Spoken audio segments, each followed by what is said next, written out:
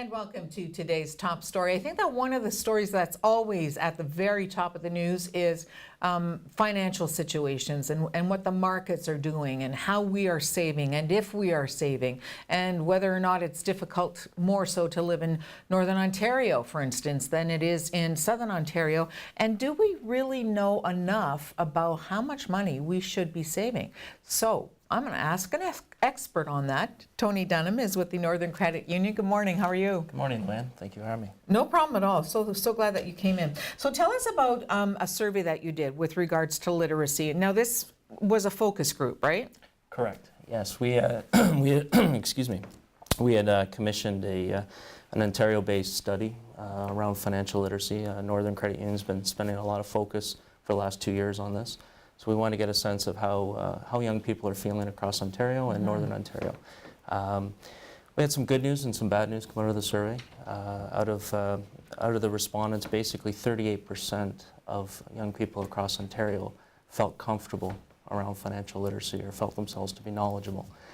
The good news for Northern Ontario, obviously about 46% of the young people felt very comfortable or at least exposed to financial concepts. That's quite a difference.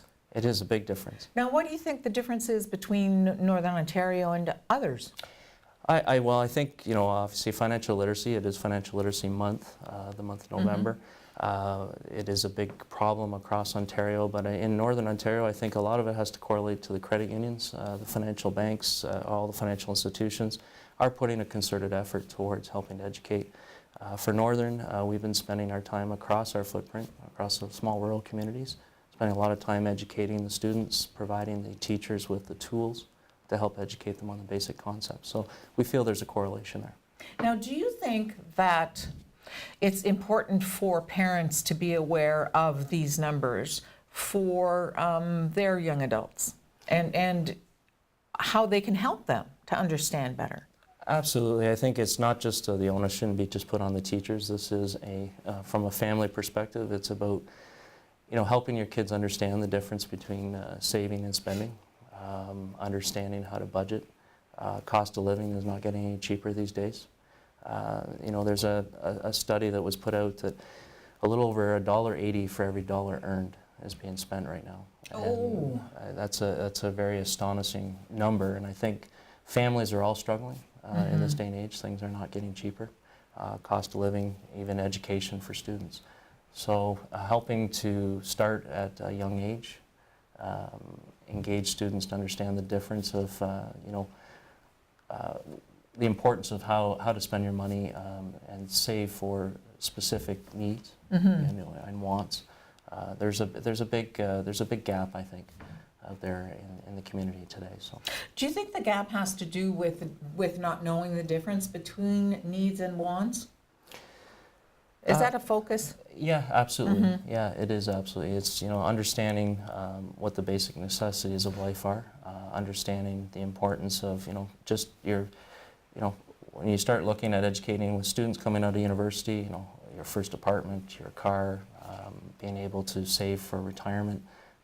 Everything right now in this day and age seems to be living for the moment. Everything is all about a monthly payment. And so I think it's really important that can catch up to you over the years. And so it's really important to understand how to take a step back, be studious with your money. And I think it's interesting too from, when I was a young adult, all those years ago, and how now it seems the second you turn 18 or 16, some people, they get offers of credit cards. So to me, that just enhances that concept of, oh, you know what, it's just a monthly payment. Absolutely. It's the ease of access. Credit cards are very important in this day and age. The payment sector is changing.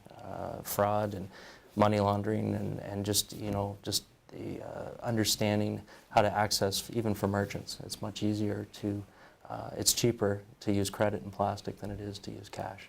Now, you know what, I'm wondering if it's unfair for us because we hear so much about millennials and how they're entitled, how these 20-somethings think that they should be managers of a company before they, learn how to sweep the floor, that sort of thing. Do you think that plays into the fact that they've been given too much during their life and not made to understand how important it is to focus on necessities and you know, there are people who don't get to eat 3 times a day and that sort of thing? Yeah, I think part of it, and I look at this even as a father, you know, with our own kids and our busy lifestyles, you know, it has become a 24/7 society. And, you know, it's just much easier for us to make things easy and accessible for our kids. So, you know, over time, when they start to get into adulthood and that independence, they've always had access to money or access to a lifestyle. Or mom and dad to back them up Mom and at dad the to very back least, it up. right? So we always use the analogy that you know, everybody have had everything given to them, or at least the privilege and that access. And then going into real life and having the independence, they want that world that they always had. And it's a big eye opener for kids. It's an adjustment. Now, this survey in particular, how was it conducted? Did you go to schools? We went through the school system, and obviously we had, went across the province basically to make sure that we had a statistically viable sample across all of Ontario. So we did it through social media, through Facebook, and then through the schools themselves. Primarily with a lot of the schools that we're working with today is we're trying to determine, are the tools that we're giving them, the concepts that we're providing them, are the teachers are finding them easy to administer and to deliver, and then what is the engagement levels with the students. And so we found that you know, in today's day and age with social media, gamification was really important. Gamification? Gamification. What's that? We created a microsite, and we took all of the tools and the concepts of you know, from financial planning, budgeting, savings, understanding what difference between an RSP and a tax-free savings account. What we did is we created multiple choice games, and so it allows the students to engage through the site, have a point system. They're able to they can see how the money is actually turning into a potential savings, and what a dollar will spread across the different needs that they have. So basically what we've done is we tried to make it fun. We tried to use technology and use social media. We tried to create a little bit of a competition and a team approach, and a buddy system and an advocacy system. So it's been going over extremely well, because you know, financial literacy and financial concepts can be fairly dry. And if not delivered in a certain fashion, you want to make sure people are engaged and understanding. That's really forward thinking of the Northern Credit Union. Has this been a long time in coming? Yeah, it was a long time in coming. We've found that we have the challenge that we've had, that we've been very fortunate to have a strong membership level for over the last 60 years.